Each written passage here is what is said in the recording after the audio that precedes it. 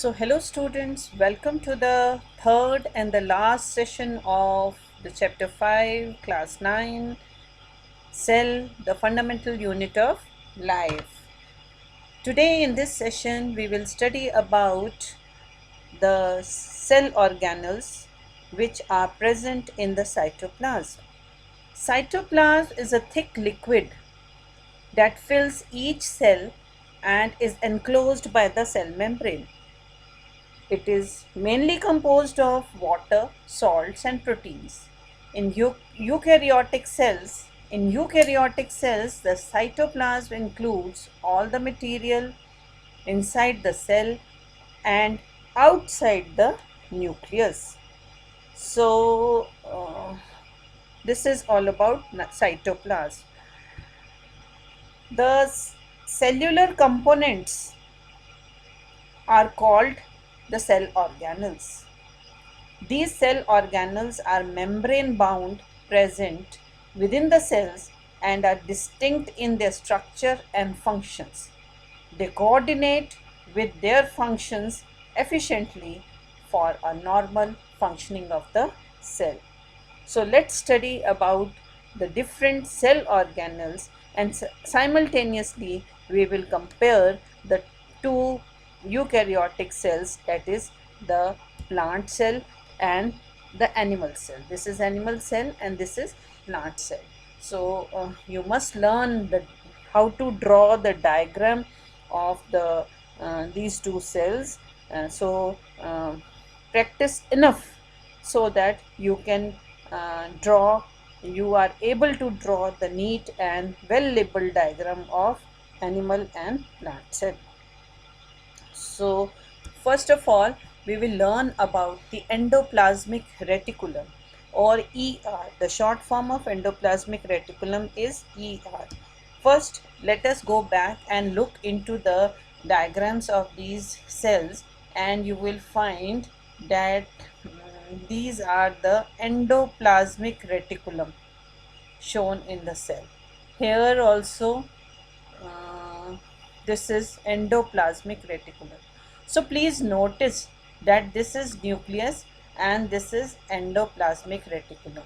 Here this is nucleus and these are endoplasmic reticulum. So the endoplasmic reticulum actually is a network of interconnecting membranes distributed throughout the cytoplasm.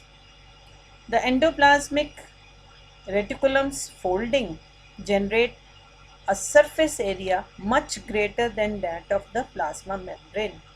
And depending upon the presence or absence of ribosomes on its surface, there are two types of endoplasmic reticulum: rough endoplasmic reticulum or RER. It is characterized by the presence of the ribosomes on its surface, and smooth endoplasmic reticulum, which are devoid of ribosomes on its surface, are called smooth endoplasmic reticulum, that is SER. Now you can look into the figure. This is nucleus. This is nucleus, and inside the nucleus it is nucleolus. This is nuclear envelope, that is nuclear membrane, and smooth endoplasmic reticulum is shown in this way, and rough endoplasmic reticulum shows the presence of ribosome, the dotted structures, ribosomes on it.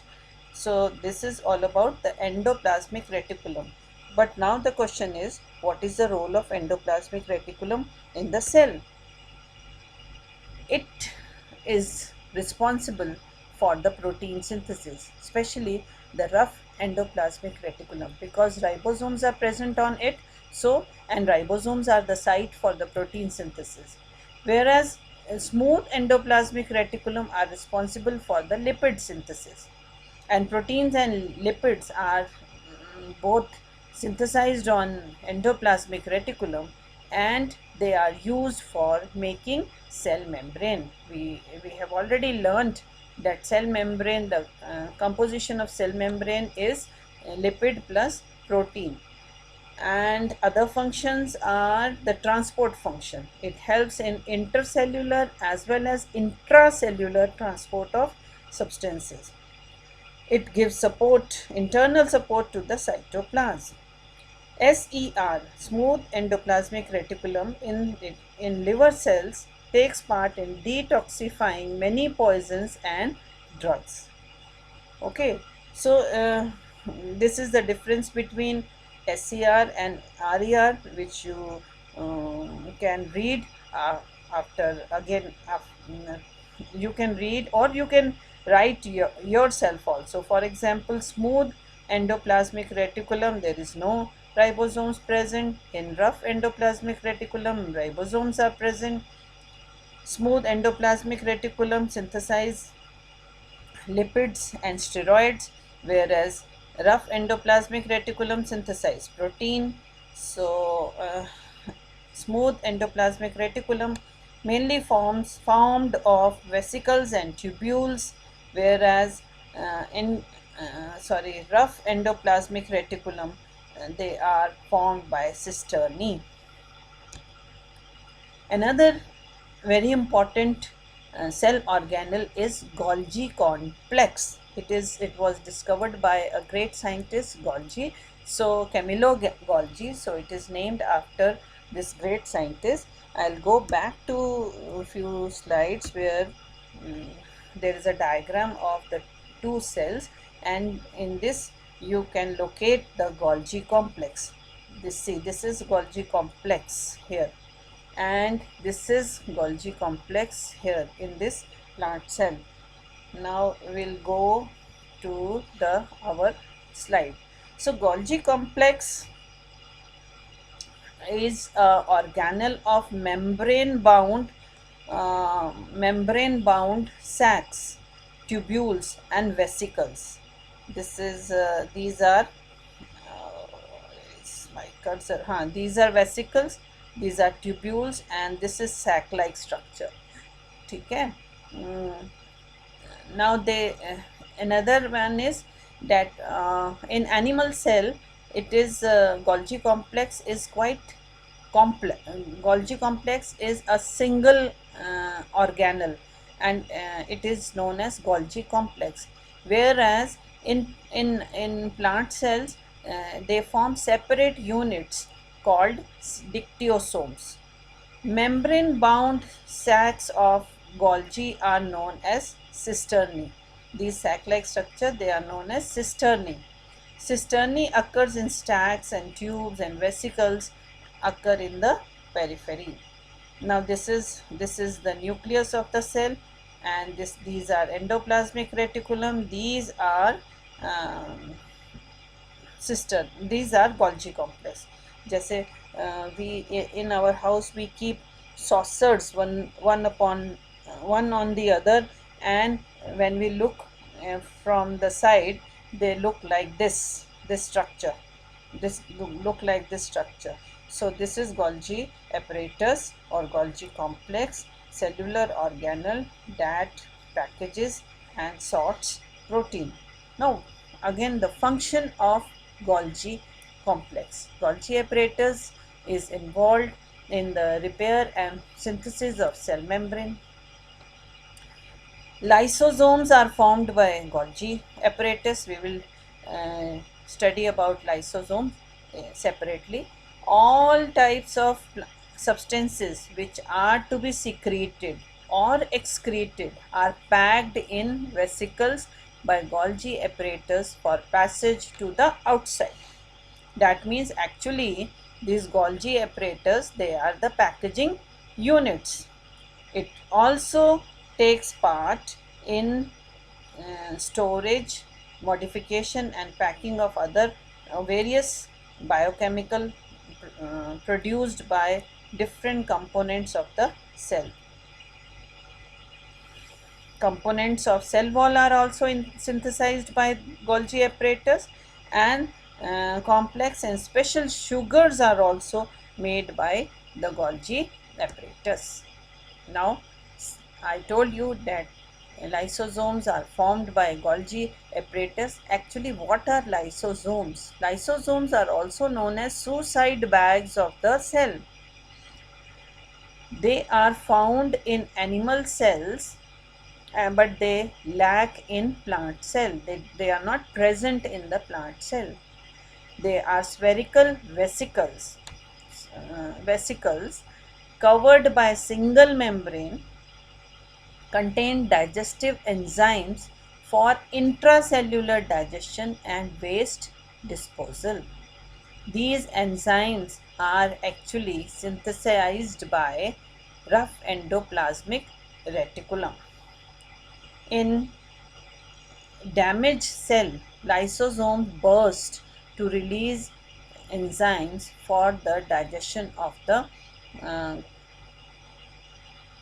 cellular components.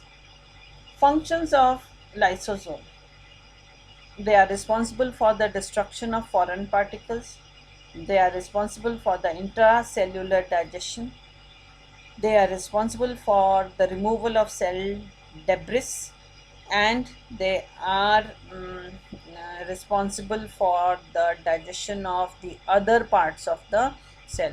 For example, if a if cell is not functioning well, then this lysosome digests its own cell, and in this way the whole cell is damaged or destroyed. So that is why lysosomes are called as the suicide bags of the cell. Mitochondria. Mitochondria is another cell organelle which is known as the powerhouse of the cell. Let's go back and see the mitochondria in the cell. This is mitochondria. Mitochondria. In this is mitochondria. So I'll go back to the slide. Okay, mitochondria, it is a rod like structure actually, and it is membrane bound. Of course, it is a membrane bound organelle. It is found in the cytoplasm of all the eukaryotic cells. The primary function of it is to generate large amount of energy in the form of adenosine triphosphate.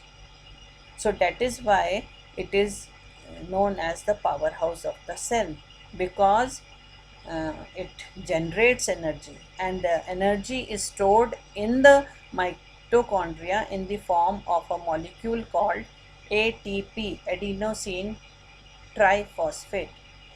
Mitochondria are typically round to oval in shape and range in size from 0.5 to 10 micrometer. Now, this another important cell organelle is plastid, and this organelle is present only in the plant cells. They are absent in the animal cells.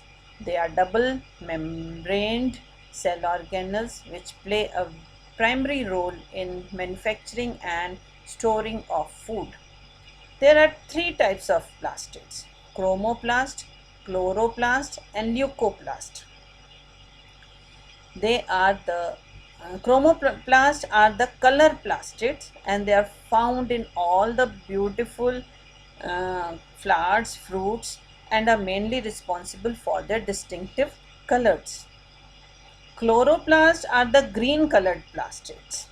They are actually known as the kitchen of the cell because they contain green colored pigment called chlorophyll, and because of the presence of chlorophyll, the plants are green in color, and because of this chlorophyll, the plants can perform photosynthesis and can prepare their own food.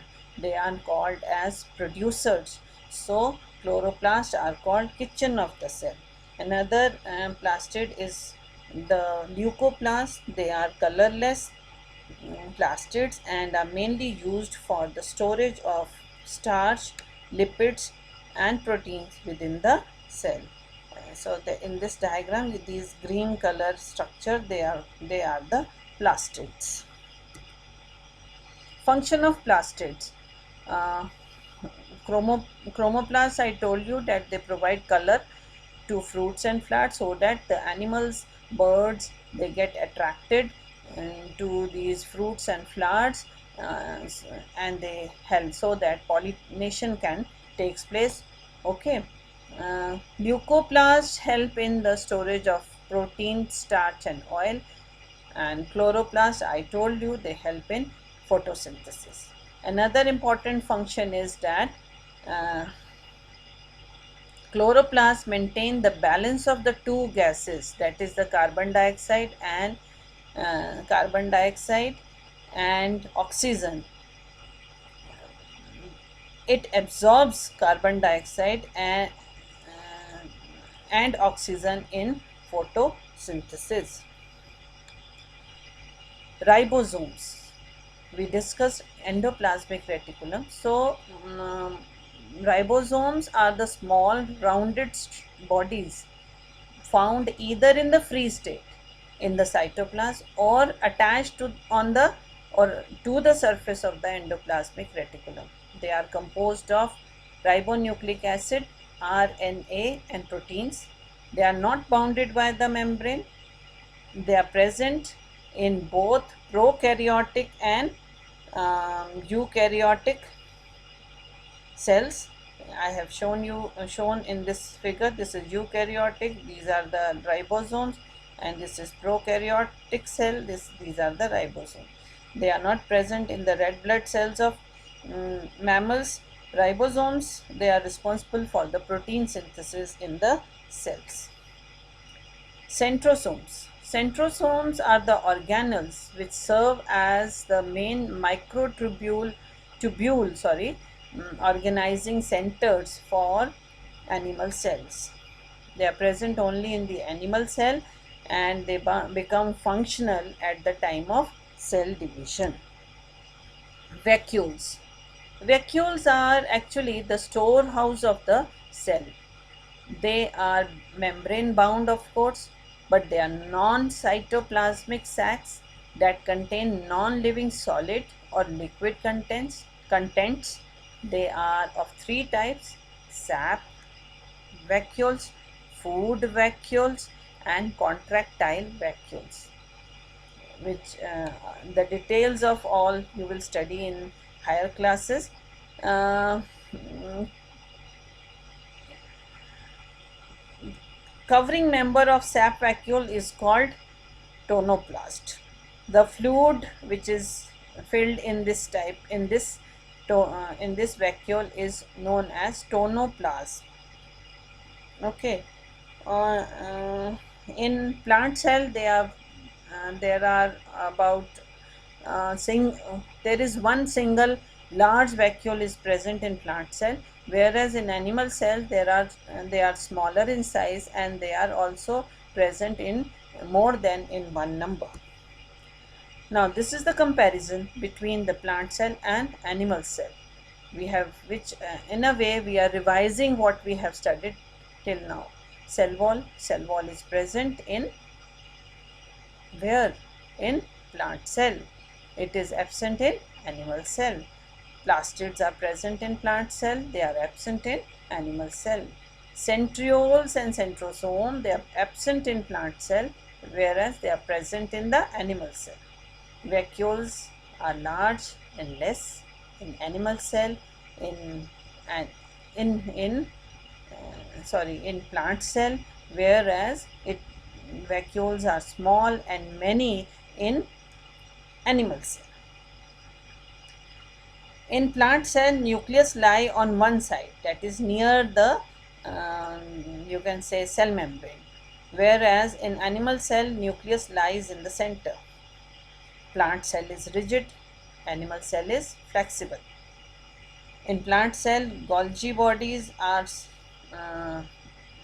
they contain dictyosome.